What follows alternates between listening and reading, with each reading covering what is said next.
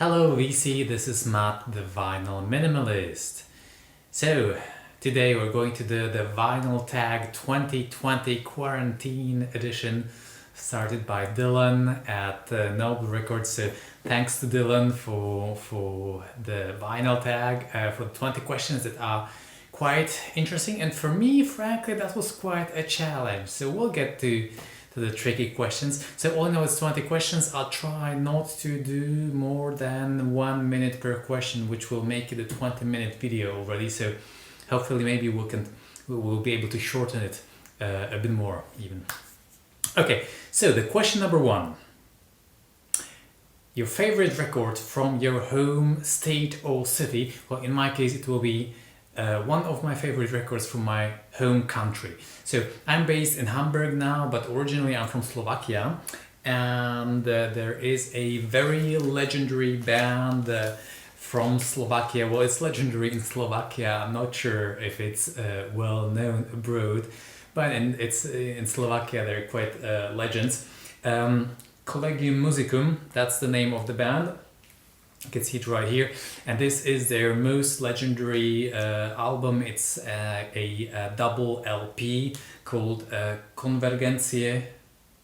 I don't know how you translate that in doesn't really matter. So if you're interested in classic rock, if you're interested in classical music, and if you are interested in stuff like, I guess Deep Purple did that. They played with an orchestra, or maybe they even orchestrate some classical music in hard rock style. So that's what they are doing.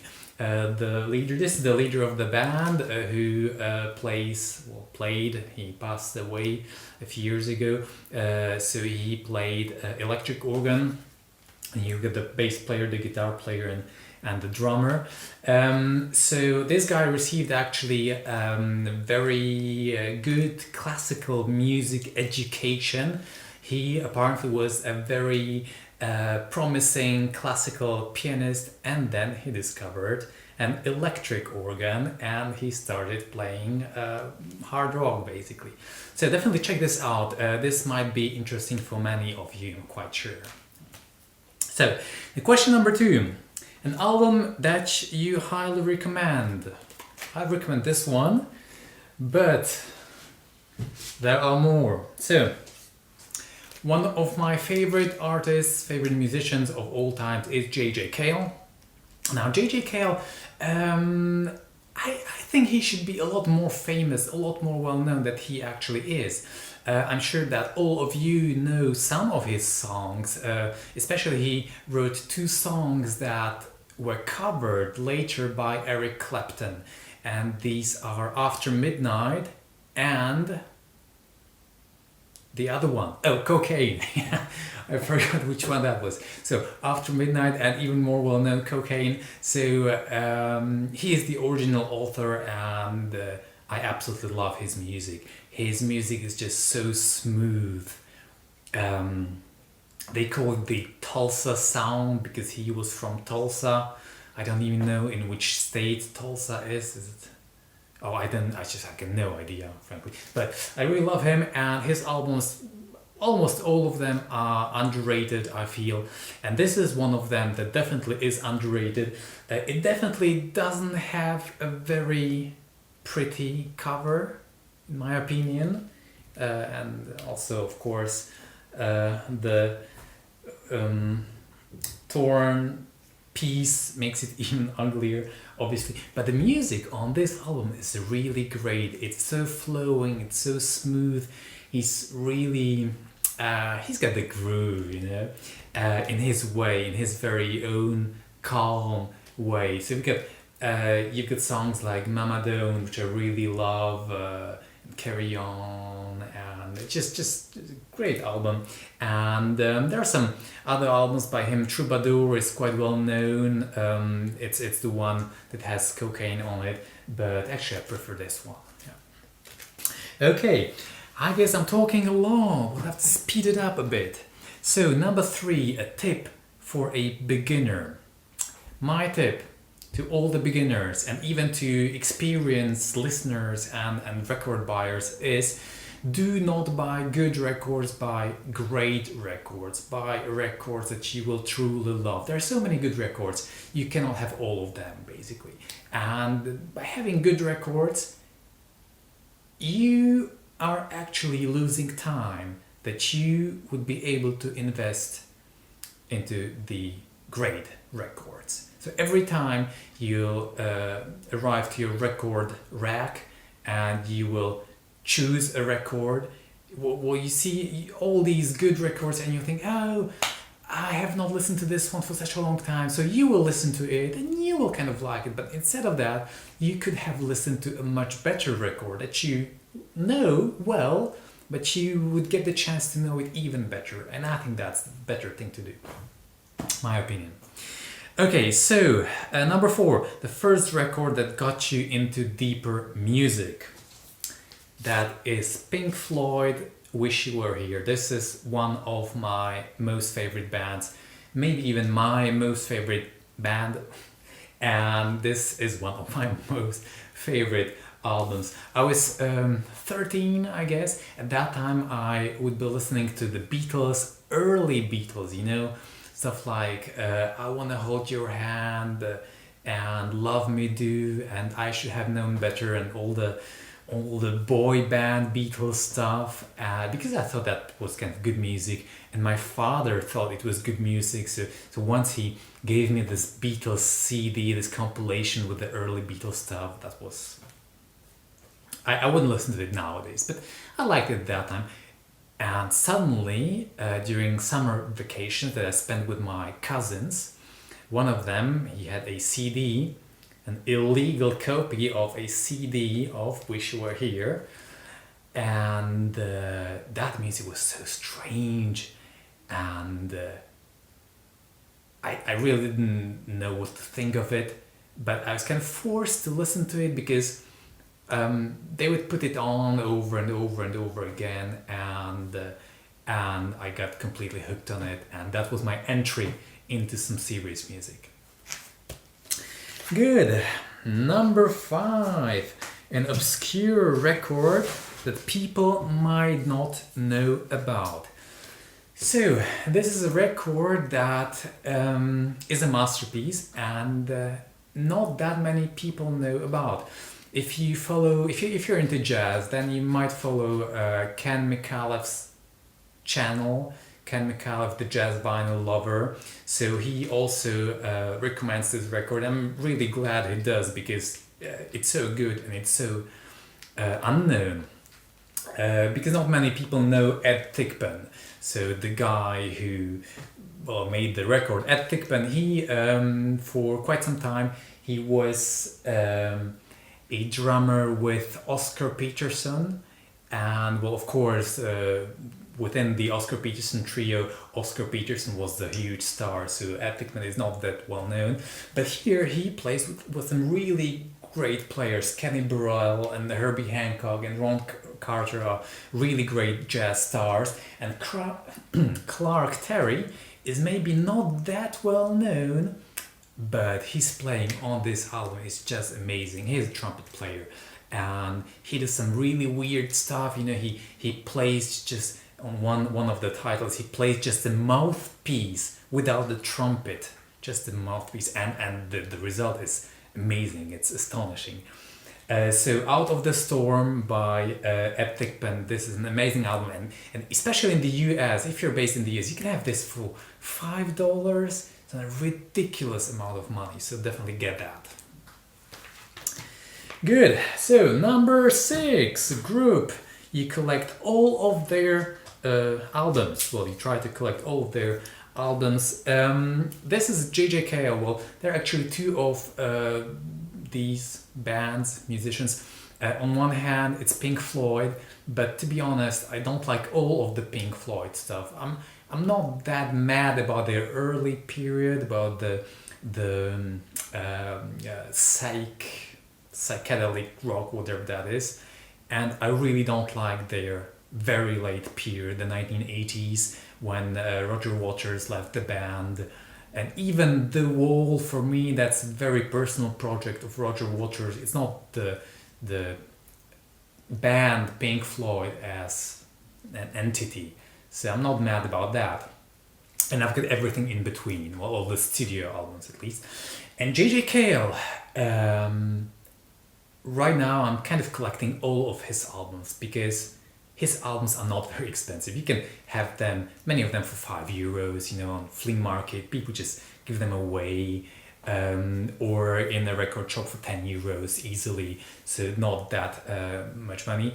And even his band albums, I really enjoy listening to them because I said that like 3 times already. His music is just so smooth and so it's just so pleasant to listen to that music. So this album, okay, I think this is his 3rd album. I think this is my least favorite album of JJ Cale, and as the vinyl minimalist, I should actually sell this album, but first I want to collect all of the JJ Cale albums, and then I just want to be able to tell to myself, okay, I've got all of them, and then I guess I will sell this one because it's good, but there are just many of other of his albums that are just better. Question number 7. Oh, that was a very, very tough one for me. A band whose 2nd album is better than their 1st album. So I'm cheating on this one because I don't have almost any bands or musicians in my collection from which I have the 1st and the 2nd album. Well, the exception is Ornette Coleman.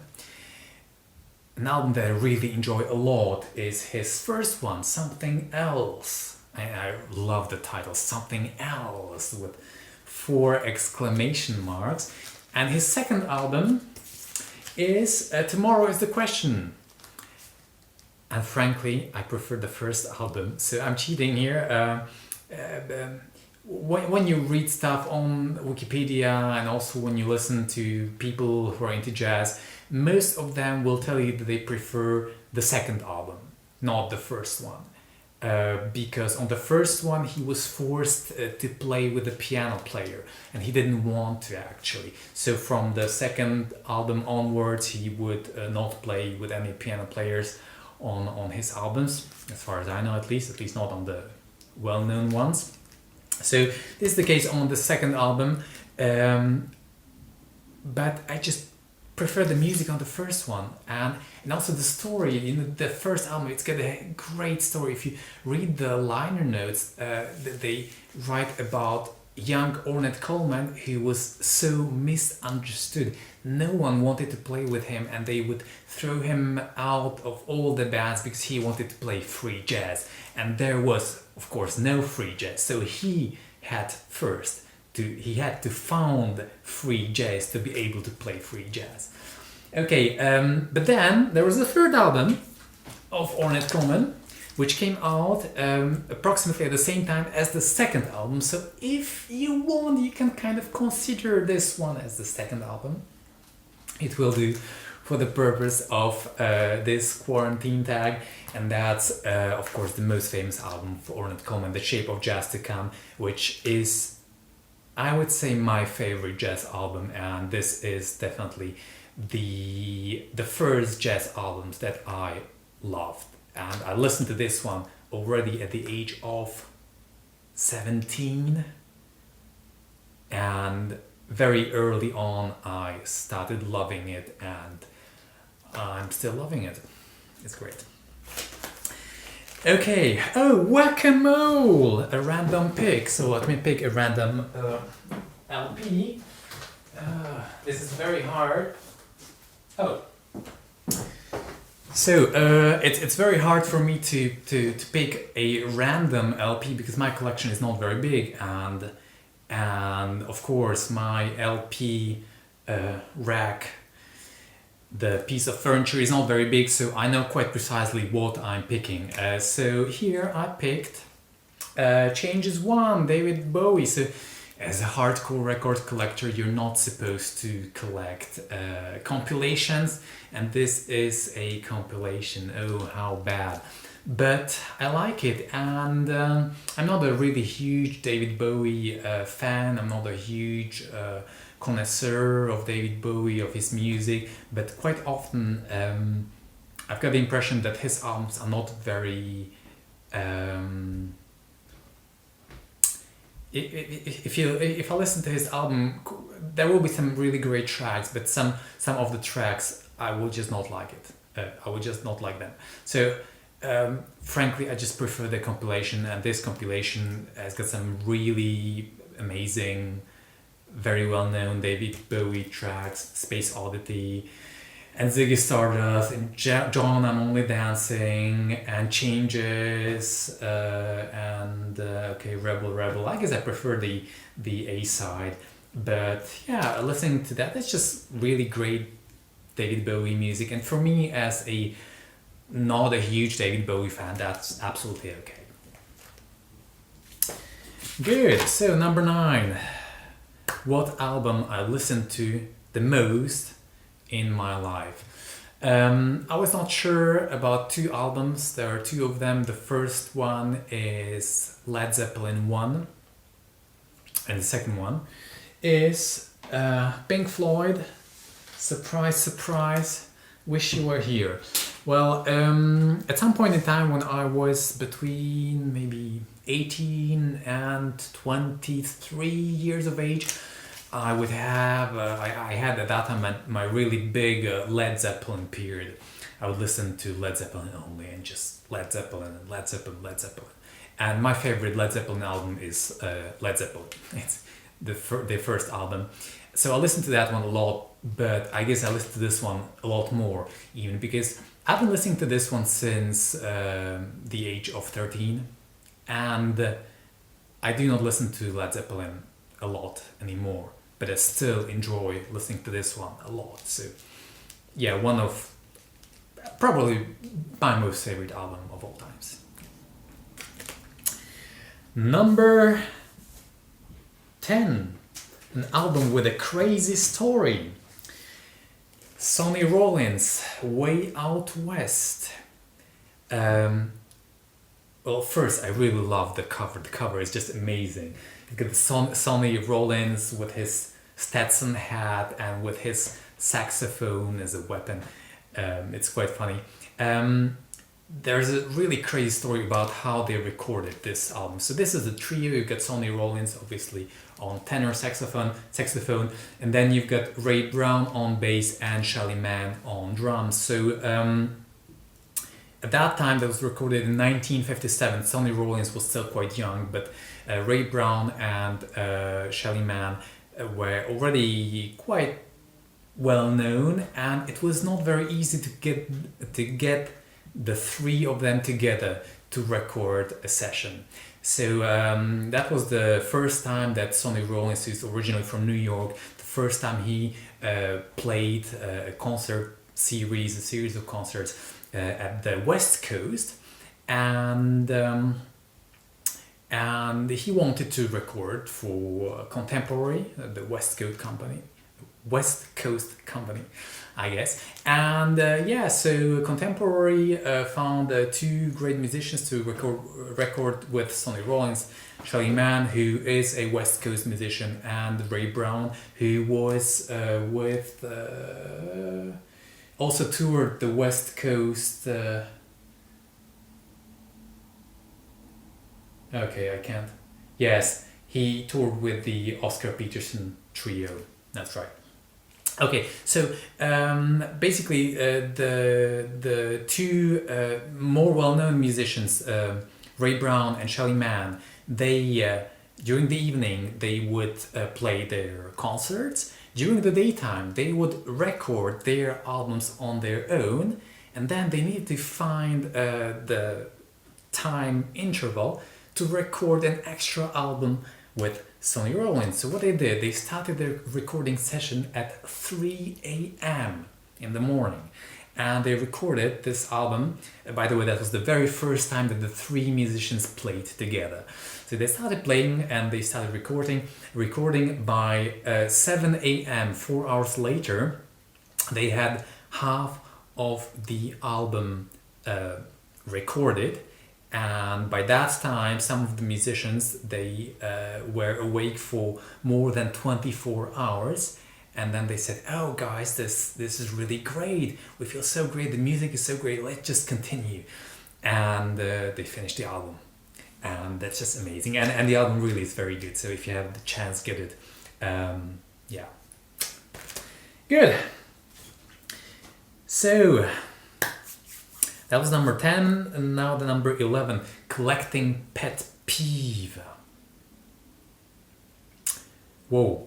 It's not really about collecting, but one thing that really I cannot understand, and one thing that I don't like, and I think it might be a great pity, is that when you get a great jazz album and you turn it around and you've got incomplete liner notes, and the worst thing, when they do not list the names of the musicians. What's the point in doing that? I mean, if you like jazz, then you want to know who plays on the album, you need the names. And there are some albums, jazz albums, where they do not list, they do not credit the musicians, and I just don't get it. Good, number 12. A genre that people would be surprised you like. Whoa, Dr. Alban. I think this is still the late 1980s. Can't find it. Maybe it's already the early 1990s. So early 1990s, this is the time when I remember songs on the radio, and that is the time, at least in Europe, of Eurodance. You had these crazy European bands singing in English and playing this crazy disco music, Eurodance. Actually, I really like Eurodance. I think it was a very good high energy dancing music, and it's not very easy to find Eurodance on records, and I don't really collect Eurodance, but I've got this one, and I really enjoy it, and I really enjoy also a lot more of Eurodance. Don't tell to anyone else, please. Good. Number 13, record from the year that you were born. This was a really hard one. Finally, after a long time of looking, I found The Cure, The Head on the Door. I used to listen to The Cure a lot. A few years ago, maybe 5 years ago, or 7 years ago. Now I don't. So actually I'm selling this one. But it's still kind of in my collection, and it's from the year that I was born. So your homework to find out what year I was born. 10-inch records. So I do not own any 10-inch records, but I do own this one, and this is two 10-inch records in one, and they are both amazing. And actually I would love to get the original 10-inch records. So these are two soundtracks of two French films. The first one is Ascenseur pour l'échafaud, the soundtrack made by Miles Davis, playing with some French musicians. And the second is for the film Des Femmes Disparaissent, the soundtrack made by Art Blakey and the Jazz Messengers. This is some really amazing late 1950s hard bop. It's just amazing. I love the music. I love Miles Davis. I love Art Blakey on this album. And I would really love to get the 10-inch records. At the same time, I'm not really actively looking for them because I've got the music on this 12-inch, and I'm just happy listening to this one. Number 15, an interesting fact about an album or a song. So here we've got Marvin Gaye, I Heard It Through the Grapevine. I heard it through the grapevine. So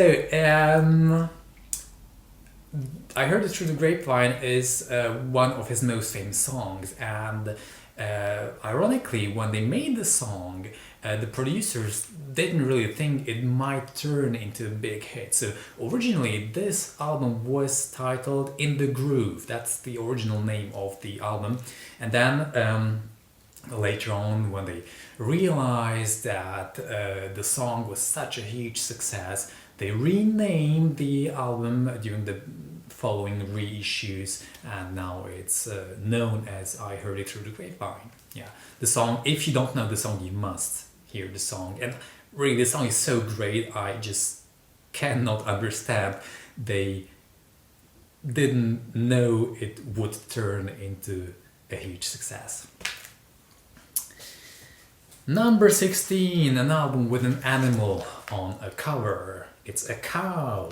So, The Atom Heart Mother by Pink Floyd. At some point in time, this was the album that I listened to the most from all the Pink Floyd albums. I don't do that nowadays anymore. Maybe I should. I should listen to this one more because it's really great actually. And I love the cow. Album with a crazy artwork. That's number 17. So this is a Slovak band. So if you don't know this album, it's okay. It's a punk band. So Zoma, the A Zone is the name of the band, and Potopa, which means flood, is the name of the album, and it's really great. I really like it, and it's one of the legendary albums, legendary in Slovakia. It's from the early 1990s. The music is from the late 80s, but during the communist regime, they were not allowed to record their music. So finally, all the music from the 1980s was recorded in 1990 and put on LP.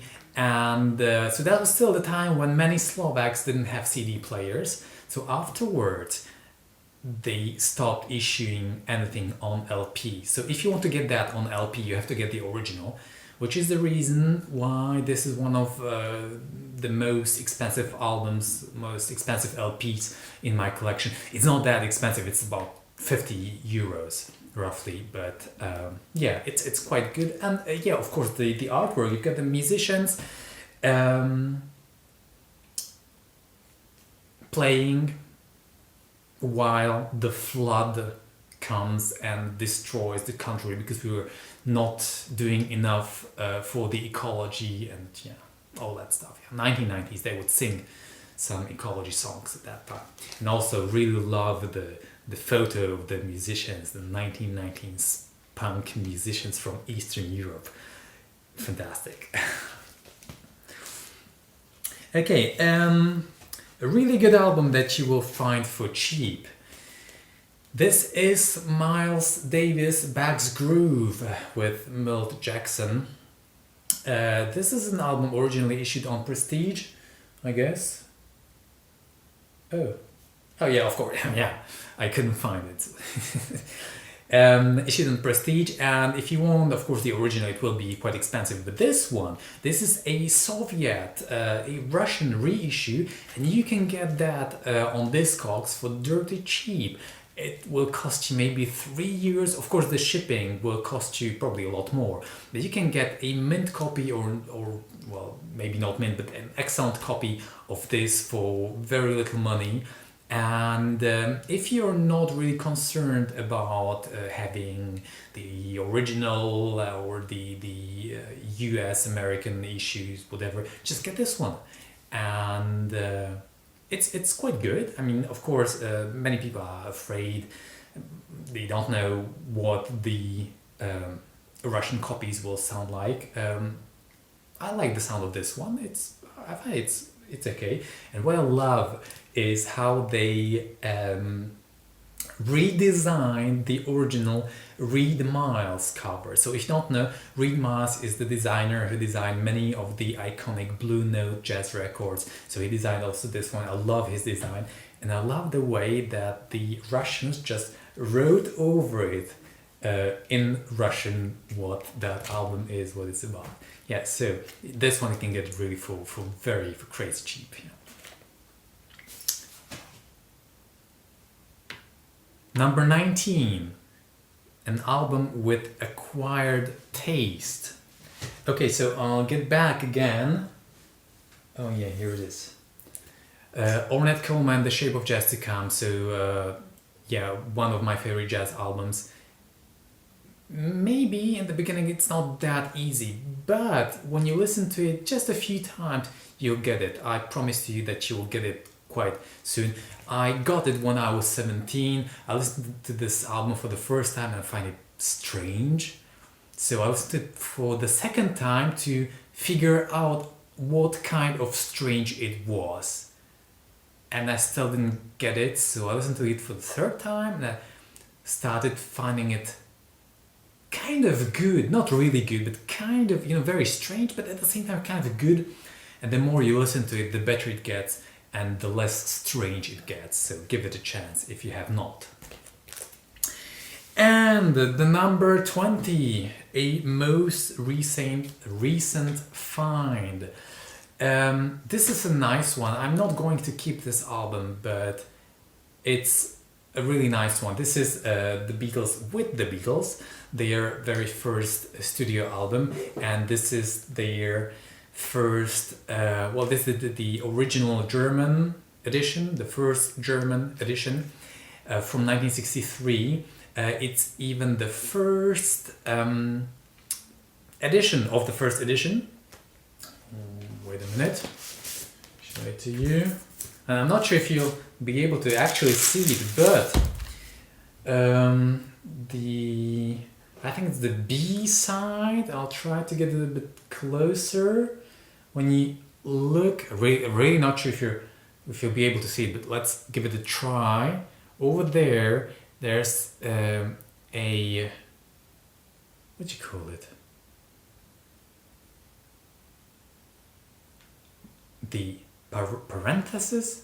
Is that an English word? Well, one of them is missing at the end. Whatever, forget about what I just showed you. So the idea was that this is the first pressing of the first album of the Beatles in Germany. So when you were a young kid in Germany in 1963, and if you were into this new kind of music called rock and roll, then you could get this album of the Beatles, or you probably asked your parents to buy it for you because it must have been very expensive. And what I also love here, the name of the lady who got the album, Bettina Samuel, on the 24th of December 1963 for Christmas. Or maybe it was the woman who gave the album to someone. Anyway, this is a piece of history. It's in a bad shape. I bought it for very little money, but piece of history, so it's kind of nice. Okay, so these were the 20 questions. I'm afraid I was a bit longer than what I wanted to do, but it's just so interesting. Talking about vinyl is so interesting. So I hope it was also interesting for you, and see you in the next video. Bye bye.